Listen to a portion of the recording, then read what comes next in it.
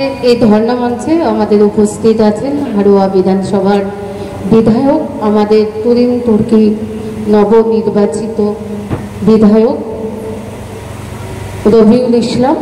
উপস্থিত আছেন বারাসাত পঞ্চায়েত সমিতির সহ সভাপতি আমার ভাই মেহেদি হাসান। উপস্থিত আছেন এখানে উত্তর ২৪ পরগনা জেলা পরিষদের সদস্য এবং সদস্যরা, এবং উপস্থিত আছেন এই মঞ্চে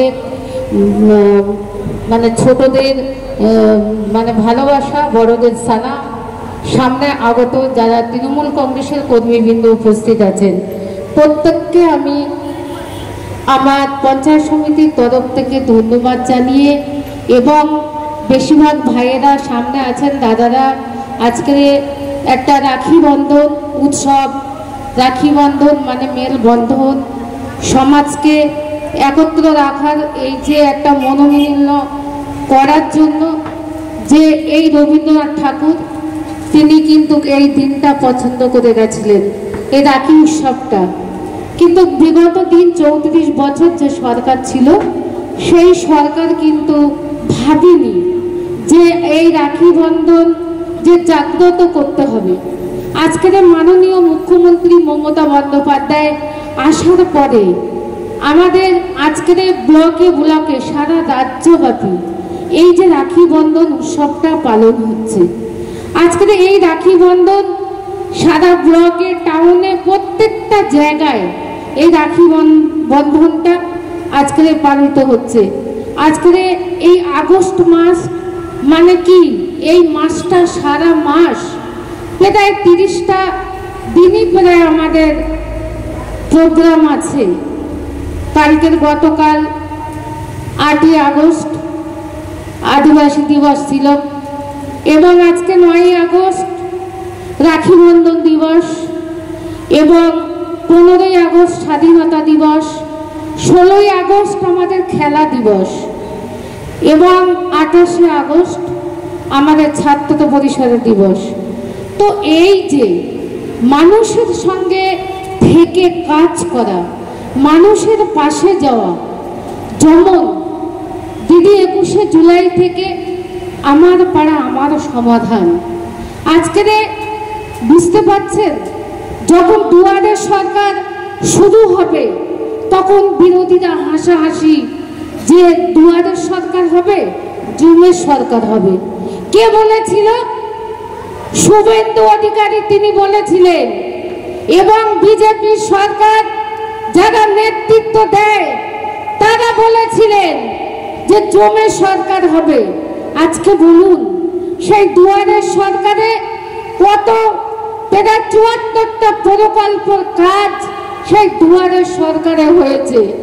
তারপরে এবারে ২১শে জুলাই মঞ্চ থেকে দিদি আবার ঘোষণা করলো আমার পাড়া আমাদেরই সমাধান। আমাদের পাড়া যখন পাড়া বৈঠক হয়, সেই পাড়া বৈঠক থেকে যে কাজগুলো উঠে আসে সেই কাজগুলো আমাদের অ্যানুয়াল অ্যাকশনে ধরা হয়।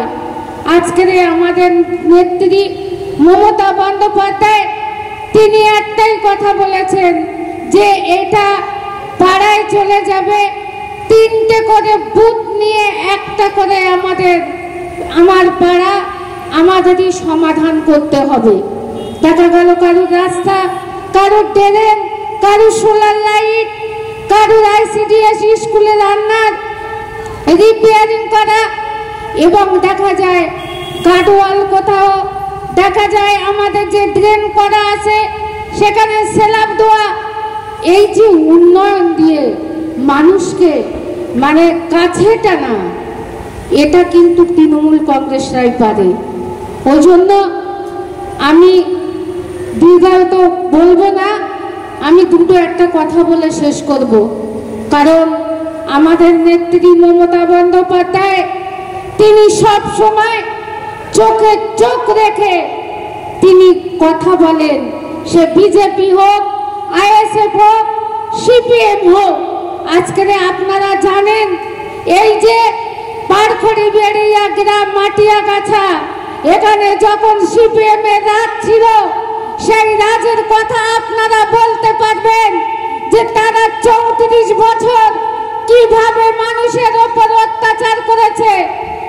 আজকের সেই 34 বছর জগদ্দল পাথরকে যদি মমতা বন্দ্যোপাধ্যায় সরাতে পারে, তাহলে আমাদের এই বিজেপি যারা আজকের হিন্দু হিন্দু করছে তাদেরকেও দেখবেন এবারে 26-এ ইলেকশনে গোড়া উপরে তাদের বাংলার থেকে বিতাড়িত করা হবে। আপনারা খালি দেখে নেবেন 26-এ ইলেকশনে আমাদের নেত্রী মমতা বন্দ্যোপাধ্যায় 250-রও বেশি সিট নিয়ে আবার মমতা বন্দ্যোপাধ্যায় চতুর্থবারের মতো আবার ক্ষমতায় আসবে। আপনারা দেখে নেবেন। আর শুভেন্দু অধিকারী ও একটা পচা আলু, জানেন তো একটা বস্তায় যদি 5টা আলু থাকে, সেই 5টা আলু পাশে কিন্তু যারা থাকে তারা খারাপ হয়ে যায়। আর তৃণমূল কংগ্রেস আলুটা ছুঁড়ে দিয়েছে, ও এখন কোথায় যাবে? বিজেপির সাথী হয়ে গেছে, ওই বিজেপিতেই থাকবে। এবং 26-এর পরে ওই দেখবেন ওই শুভেন্দু অধিকারী আবার দিদির পার ঘোড়ায় চলে এসে আবার জয় বাংলা স্লোগান দেবে, তখন আর জয় শ্রীরাম দেবে না। ওই জন্য বলতে চাই যে আজকের আর অন্য সময় আবার বলবো, ওই জন্য তৃণমূল কংগ্রেস দলটা বিশাল শক্ত ঘাঁটি। তৃণমূল কংগ্রেস মানে উন্নয়নের ঘাঁটি, তৃণমূল কংগ্রেস মানে রূপশ্রীর ঘাঁটি, তৃণমূল কংগ্রেস মানে কন্যাশ্রীর ঘাঁটি, তৃণমূল কংগ্রেস মানে স্বাস্থ্যসাথীর ঘাঁটি, তৃণমূল কংগ্রেস মানে গরিব দরদির পাশে থাকা পার্টি। ওই জন্য বলতে চাই, ঘাস দুর্বল হয় না, ঘাস যত কাটে তত গজায়, মারবে যত ঝরবে তত, ফুটবে তত ফুল, রক্ত দিয়ে লিখে দেব আমরা তৃণমূল। জয় হিন্দ, জয় বাংলা। মমতা বন্দ্যোপাধ্যায় জিন্দাবাদ। আমাদের দলের সেনাপতি অভিষেক বন্দ্যোপাধ্যায় জিন্দাবাদ। এবং আমাদের হাড়োয়া বিধানসভার বিধায়ক রবিউল ইসলাম জিন্দাবাদ।